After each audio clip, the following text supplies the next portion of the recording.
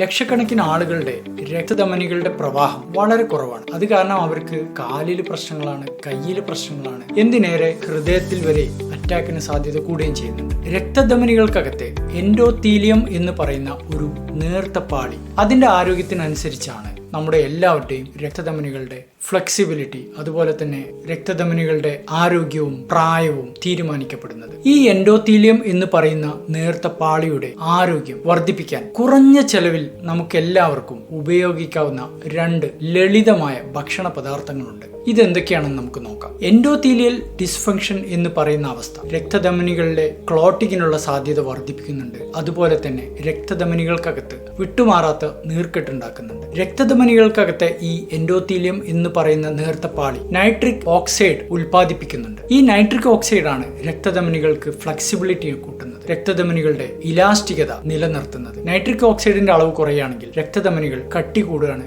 Hard ആവുകയാണ്. ഇവിടെയാണ് പ്രശ്നം. പ്രായം വർദ്ധിക്കുന്നതിനനുസരിച്ച് നൈട്രിക് ഓക്സൈഡിന്റെ അളവ് നമ്മുടെ ശരീരത്തിൽ കുറഞ്ഞു വരികയാണ്. നൈട്രിക് ഓക്സൈഡ് കൂട്ടാൻ വേണ്ടിയിട്ട് നമുക്ക് ഉപയോഗിക്കാവുന്ന ഒരു ഭക്ഷണ പദാർത്ഥമാണ് ബീറ്റ്റൂട്ട്. ബീറ്റ്റൂട്ട് സ്ഥിരമായിട്ട് ഉപയോഗിക്കുന്ന വ്യക്തികളുടെ രക്തധമനികളുടെ ഇലാസ്റ്റികത വർദ്ധിക്കുന്നുണ്ട്. അതുപോലെ തന്നെ അവരുടെ BP കൺട്രോൾ വരുത്താൻ സഹായിക്കുന്നുണ്ട്. പ്രത്യേകിച്ച് ആയാസപ്പെടുന്ന സമയത്ത്, എക്സർസൈസ് എടുക്കുന്ന സമയത്ത്, ജിമ്മിൽ പോകുന്നവർക്കെല്ലാം രക്തധമനികളുടെ രക്തപ്രവാഹം കൂട്ടാൻ വേണ്ടിയിട്ട് ബീറ്റ്റൂട്ട് ഒരുപാട് സഹായിക്കുന്നു. അതുപോലെ തന്നെ നമുക്ക് ഉപയോഗിക്കാവുന്ന മറ്റൊരു ഭക്ഷണ പദാർത്ഥമാണ് മാതള നാരങ്ങ, അതായത് ഉറുമാമ്പഴം, പോംഗ്രാനൈറ്റ്. ഇതിനകത്തുള്ള പ്യൂനികലാജിൻ എന്ന് പറയുന്ന ഒരു കെമിക്കൽ നൈട്രിക് ഓക്സൈഡ് ഉൽപ്പാദിപ്പിക്കാൻ സഹായിക്കുന്നുണ്ട്. അതുപോലെ തന്നെ രക്തധമനികളുടെ ഓക്സിഡേറ്റീവ് ഡാമേജുകൾ കുറയ്ക്കാൻ വേണ്ടിയിട്ട് സഹായിക്കുന്നുണ്ട്. പക്ഷേ അധികം ആളുകളും ചെയ്യുന്ന ഒരു മിസ്റ്റേക്ക് ഉണ്ട്. വല്ലപ്പോഴും മാത്രമേ നമ്മൾ ബീറ്റ്റൂട്ട് ഉപയോഗിക്കുന്നുള്ളൂ, അതുപോലെ തന്നെ ഉറുമാമ്പഴം കഴിക്കാറുള്ളൂ. ഇതുകൊണ്ട് മാത്രം ഈ ബെനിഫിറ്റുകൾ നമ്മുടെ ശരീരത്തിന് കിട്ടണമെന്നില്ല. ബെനിഫിറ്റ് കിട്ടണമെങ്കിൽ ഡെയിലി ഉപയോഗിക്കണം. അതുപോലെ തന്നെ ഇത്